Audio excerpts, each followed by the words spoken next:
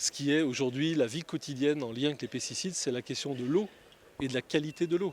On le voit dans mon département de Loire-Atlantique, où plus on cherche à identifier les polluants dans l'eau, plus on en trouve, et une bonne partie de ces polluants viennent de la dégradation des pesticides. Donc la protection de la ressource en eau, l'interdiction des pesticides sur les zones de captage et globalement la réduction de l'usage des pesticides, c'est un enjeu majeur pour la qualité de l'eau et la capacité pour chaque citoyen d'accéder à une eau de qualité.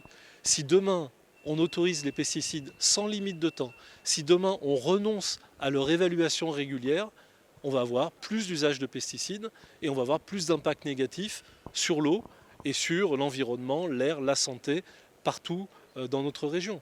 Les pesticides, c'est aussi l'impact sur la santé des enfants.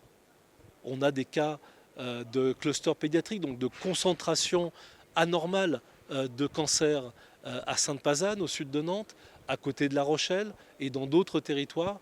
Et les études qui sont faites montrent que les pesticides jouent un rôle important. Ce n'est pas le seul facteur dans le déclenchement de ces cancers. Donc même à faible dose, un pesticide peut concourir avec d'autres facteurs à déclencher des nouvelles maladies, dont des cancers.